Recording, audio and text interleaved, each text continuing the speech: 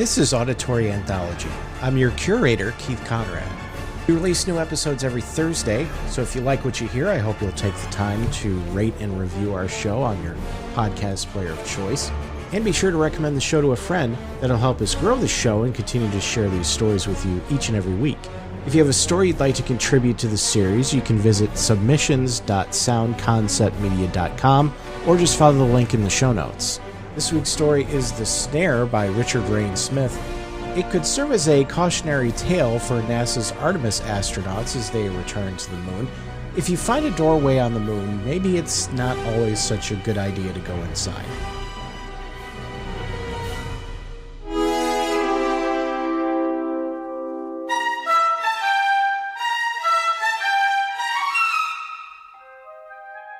I glanced at the path we had made across the Mare Serenitatis, the Latin translated as the Sea of Serenity.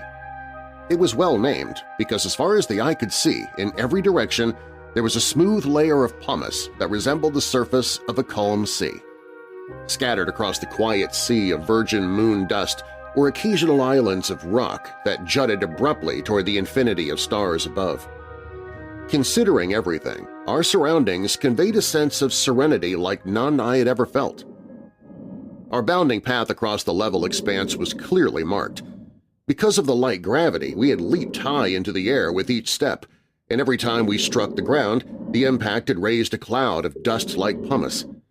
Now the clouds of dust were slowly settling in the light gravity. Above us, the stars were cold, motionless, and crystal clear.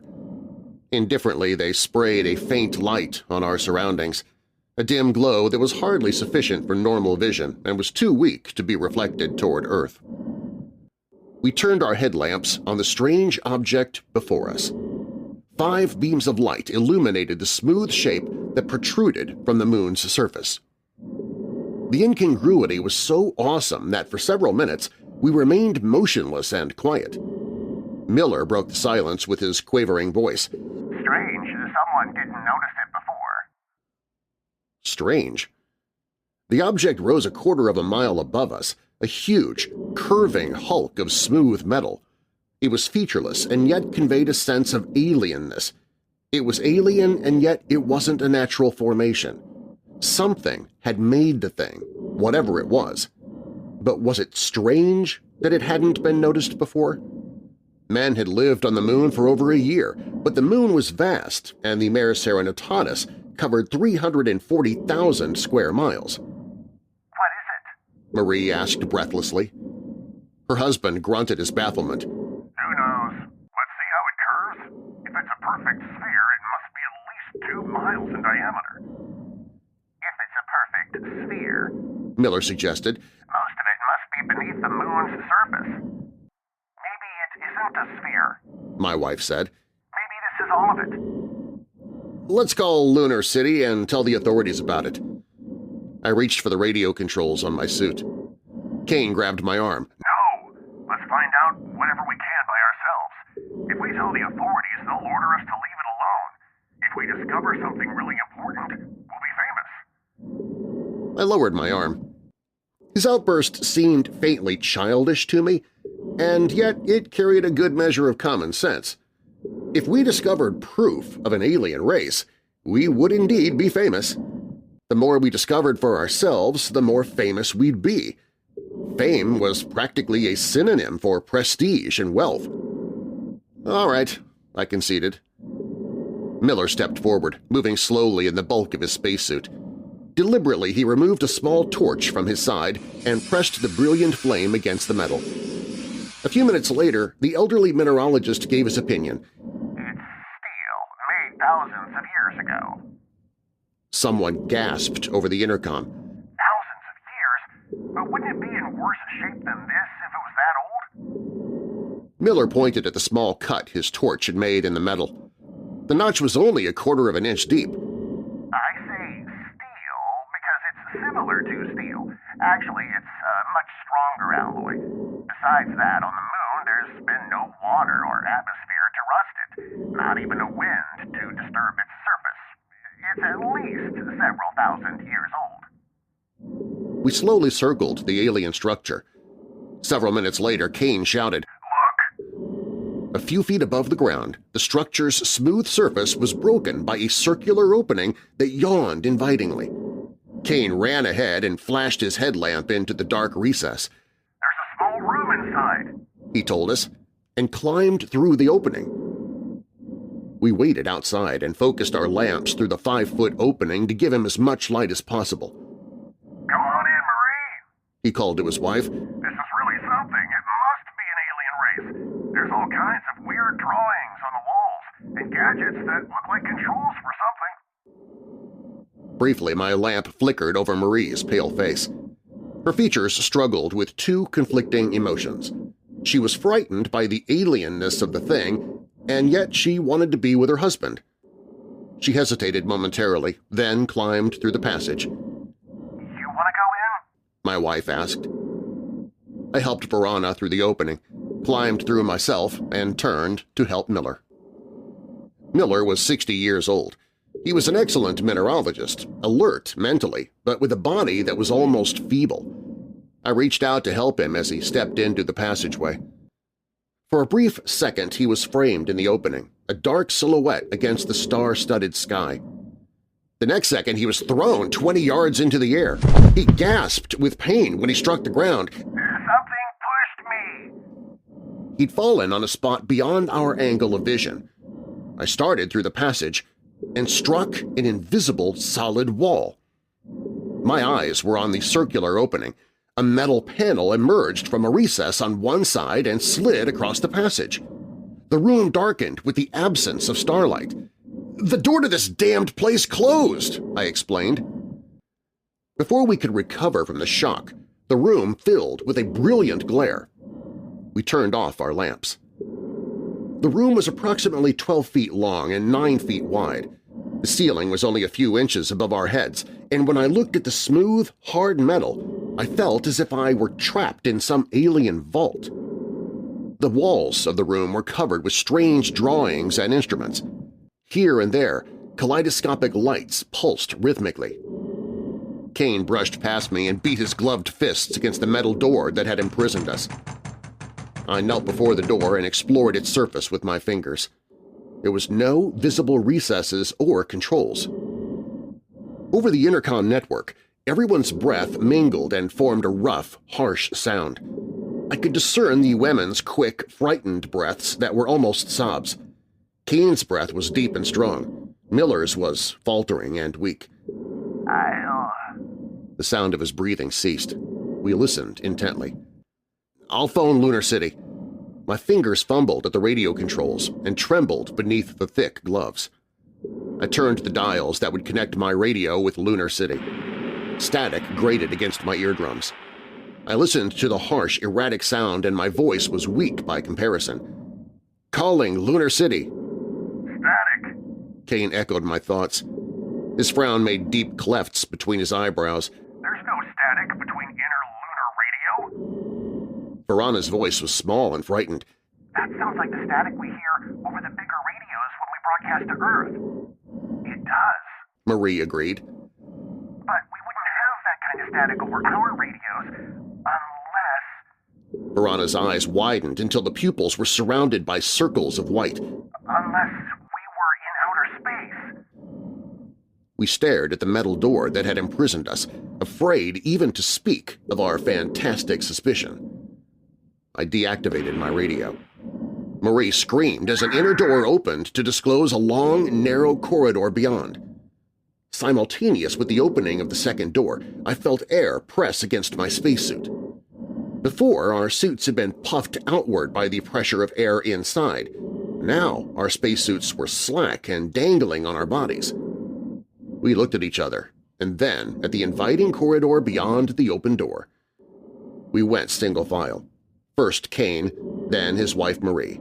Verana followed next, and I was the last.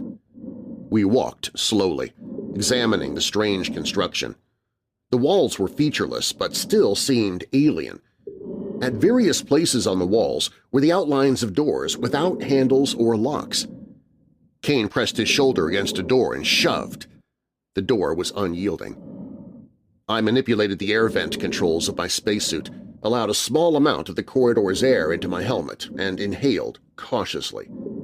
It smelled all right. I waited, and nothing happened. Gradually, I increased the intake, turned off the oxygenating machines, and removed my helmet. "Shut off your oxy," I suggested.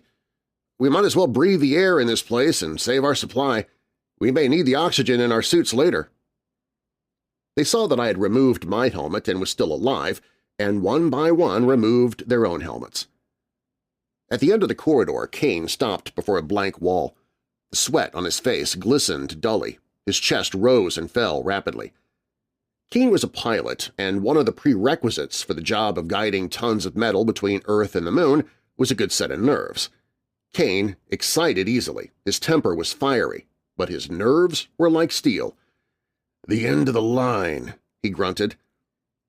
As though to disprove the statement, a door on the right side opened soundlessly. He went through the doorway as if shoved violently by an invisible hand. The door closed behind him. Marie threw herself at the door and beat at the metal. "Harry!" Verona rushed to her side. Another door on the opposite side of the corridor opened silently. The door was behind them. They didn't notice. Before I could warn them, Marie floated across the corridor, through the doorway. Verona and I stared at the darkness beyond the opening, our muscles frozen by shock. The door closed behind Marie's screaming, struggling form. Verona's face was white with fear. Apprehensively, she glanced at the other doors that lined the hall. I put my arms around her, held her close. "Anti-gravity machines, force rays," I suggested worriedly. For several minutes we remained motionless and silent. I recalled the preceding events of the day, searched for a sense of normality in them. The Kanes, Miller, Verona and I lived in Lunar City with hundreds of other people. Mankind had inhabited the Moon for over a year. Means of recreation were scarce. Many people explored the place to amuse themselves. After supper, we had decided to take a walk. As simple as that, a walk on the Moon. We'd expected only the familiar craters, chasms, and weird rock formations. A twist of fate, and here we were, imprisoned in an alien ship. My legs quivered with fatigue. My heart throbbed heavily. Verona's perfume dizzied me. No, it wasn't a dream. Despite our incredible situation, there was no sensation of unreality. I took Verona's hand and led her down the long corridor, retracing our steps. We had walked not more than 2 yards when the rest of the doors opened soundlessly. Verana's hand flew to her mouth to stifle a gasp. 6 doors were now open. The only 2 that remained closed were the ones that the Kanes had unwillingly entered. This time, no invisible hand thrust us into any of the rooms. I entered the nearest one. Verona followed, hesitantly. The walls of the large room were lined with shelves containing thousands of variously colored boxes and bottles. A table and 4 chairs were located in the center of the green plastic-like floor. Each chair had no back, only a curving platform with a single supporting column. "Ed!" I joined Verona on the other side of the room. She pointed a trembling finger at some crude drawings. "The things in this room are food." The drawings were so simple that anyone could have understood them. The first drawing portrayed a man and woman removing boxes and bottles from the shelves. The second picture showed the couple opening the containers.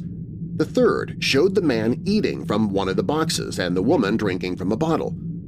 "Let's see how it tastes," I said. I selected an orange-colored box. The lid dissolved at the touch of my fingers.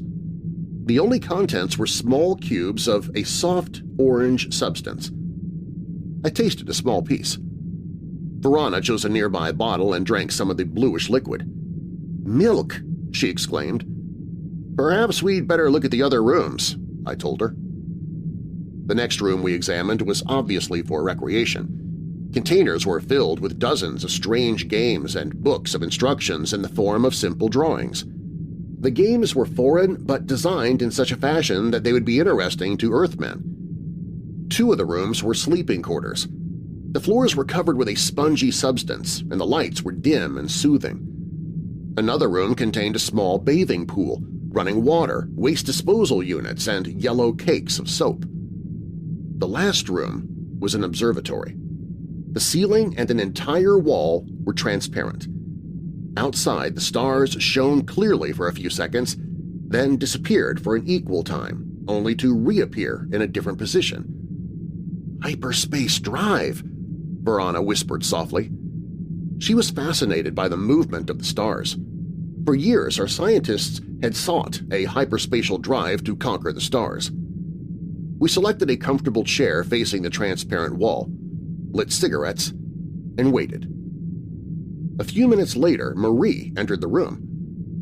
I noticed with some surprise that her face was calm. If she was excited, her actions didn't betray it. She sat next to Verana. "What happened?" my wife asked. Marie crossed her legs and began in a rambling manner as if discussing a new recipe. "That was really a surprise, wasn't it? I was scared silly at first. That room was dark and I didn't know what to expect. Something touched my head and I heard a telepathic voice." "Telepathic?" Verana interrupted. "Yes, well, this voice said not to worry and that it wasn't going to hurt me. It said it only wanted to learn something about us. It was the oddest feeling.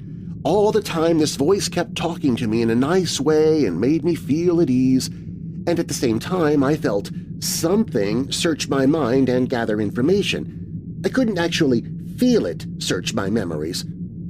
"What memories?" I inquired. She frowned with concentration. "Memories of high school, mostly. It seemed interested in English and history classes, and then it searched for memories of our customs and lives in general."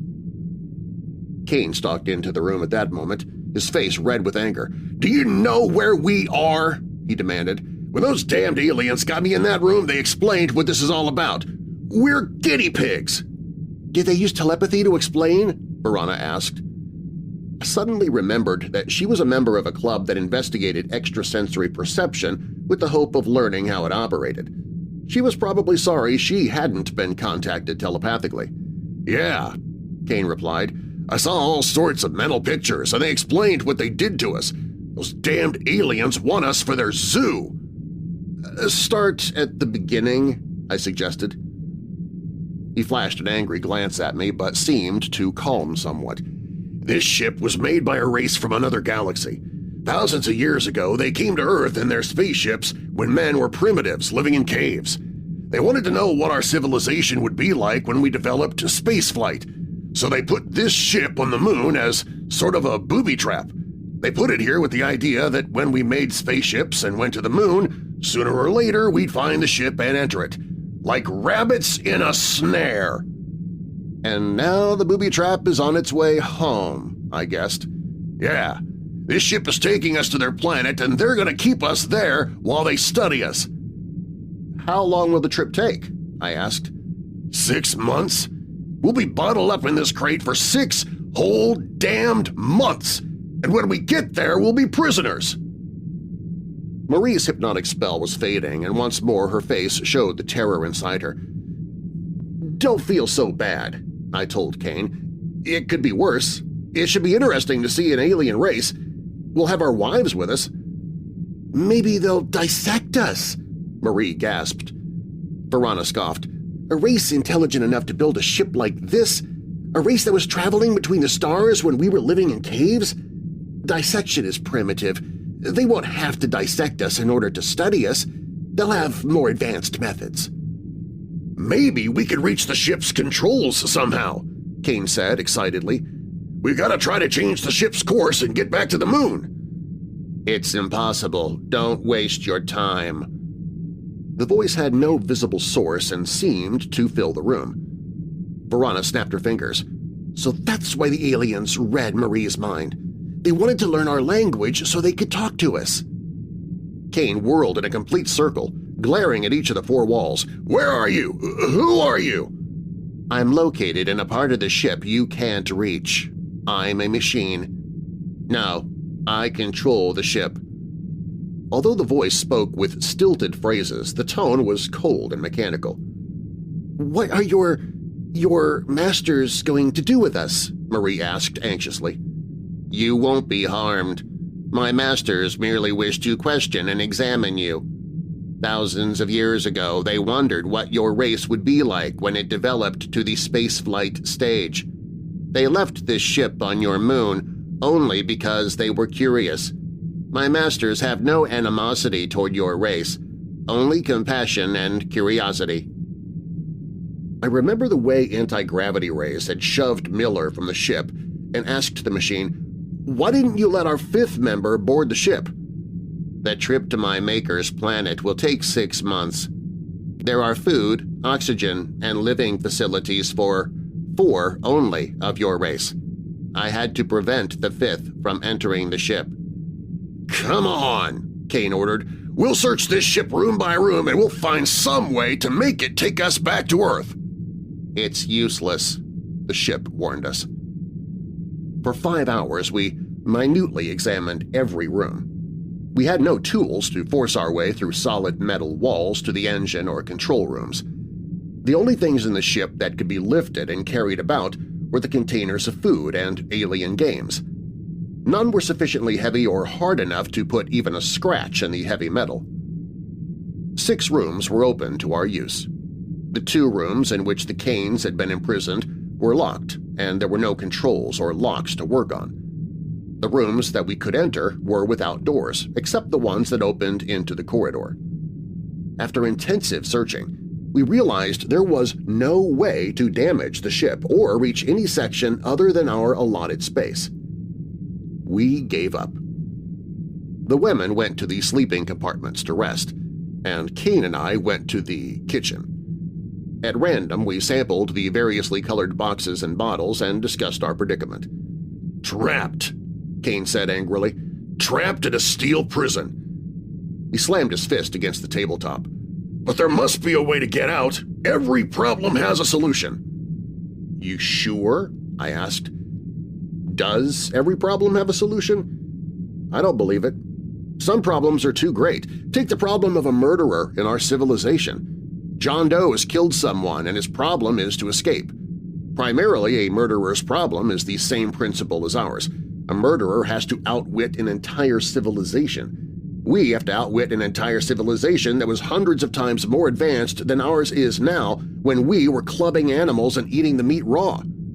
Damned few criminals get away these days, even though they've got such crowds to lose themselves in. All we have is a ship that we can't control. I don't think we have a chance." My resignation annoyed him. Each of us had reacted differently. Kane's wife was frightened. Verona was calm because of an inner serenity that few people have. I was resigned, and Kane was angry. For several minutes we sampled the different foods. Every one had a distinctive flavor, comparable to that of a fruit or vegetable on Earth. Kane lifted a brown bottle to his lips, took a huge gulp, and almost choked. "My masters realized your race would develop intoxicants and tried to create a comparable one," the machine explained. I selected a brown bottle and sampled the liquid. A little stronger than our own," I informed the machine. We drank until Kane was staggering about the room, shouting insults at the alien race and the mechanical voice that seemed to be everywhere. He beat his fist against a wall until blood trickled from bruised knuckles. "Please, don't hurt yourself," the machine pleaded. "Why?" Kane screamed at the ceiling. "Why should you care?" Kane banged his head against a bulkhead. An ugly bruise formed rapidly. "Stop me then!" "I can't. My masters created no way for me to restrain or contact you other than use of your language." It took fully 15 minutes to drag Kane to his sleeping compartment. After I left Kane in his wife's care, I went to the adjoining room and stretched out on the soft floor beside Verona. I tried to think of some solution. We were locked in an alien ship at the start of a 6-month journey to a strange planet. We had no tools or weapons. Solution? I doubted if 24 geniuses working steadily for years could think of one. I wondered what the alien race was like. Intelligent, surely. They had foreseen our conquest of spaceflight when we hadn't even invented the wheel. That thought awed me.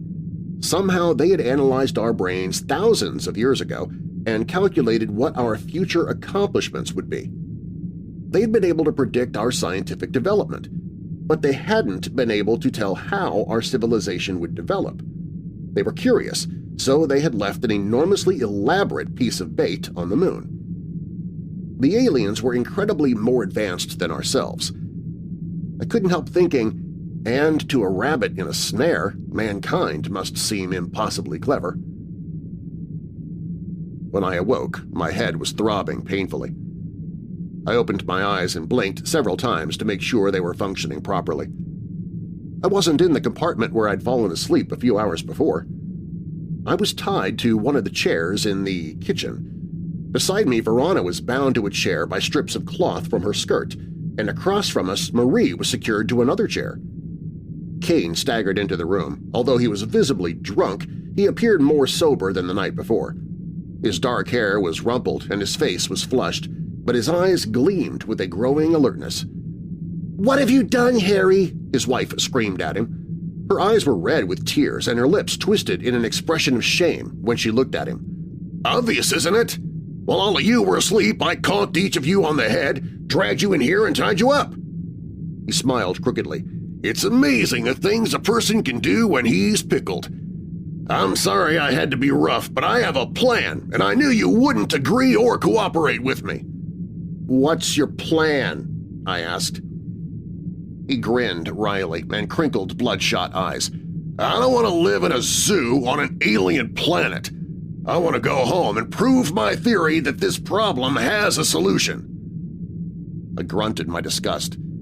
"The solution is simple," he said.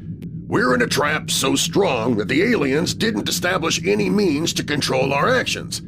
When men put a lion in a strong cage, they don't worry about controlling the lion because the lion can't get out.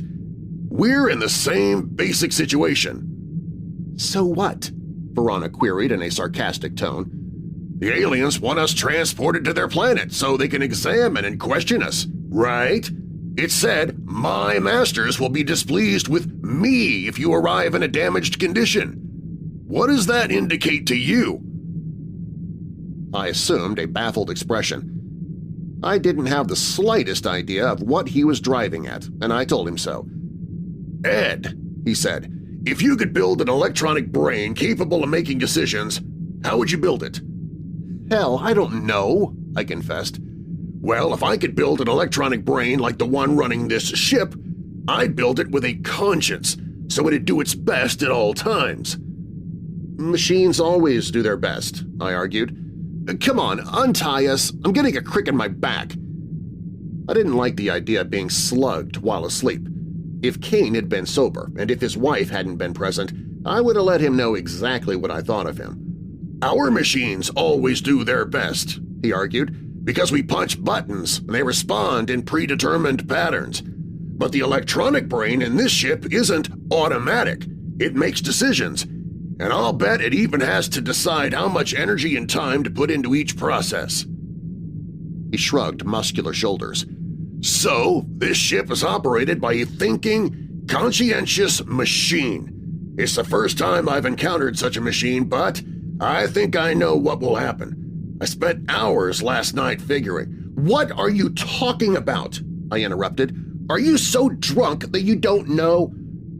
He walked around the table and stood behind my chair. I felt his thick fingers around my throat and smelled the alcohol on his breath. "Can you see me, machine?" he asked the empty air. "Yes," the electronic brain replied.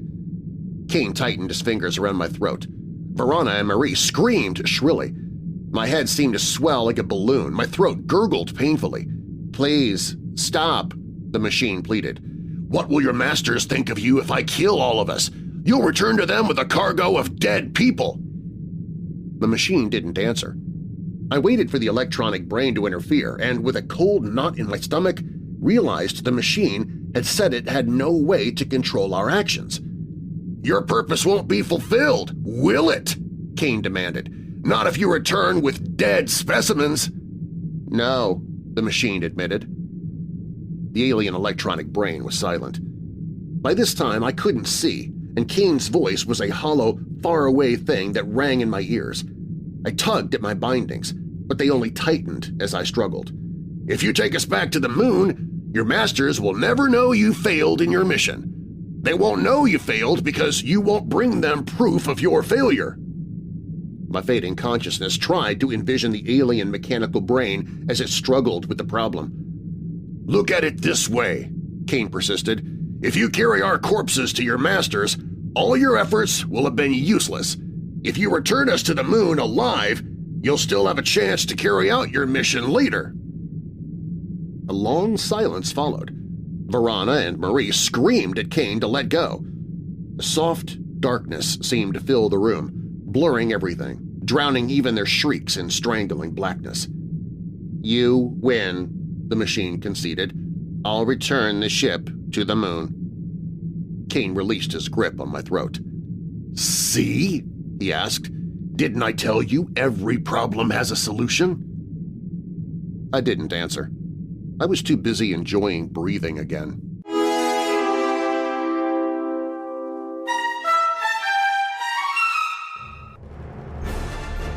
Auditory Anthology is curated and produced by me, Keith Conrad. Your narrator is Darren Marlar. Be sure to check out Darren Marlar's award-winning paranormal podcast, Weird Darkness, available at weirddarkness.com or your podcast app of choice. This week's story was The Snare by Richard Rein Smith. It was first published in Galaxy Science Fiction magazine in January of 1956. Coming up next week, The Other Now by Murray Leinster. It's a story all about dealing with loss and then finding out maybe you don't actually have to deal with it after all.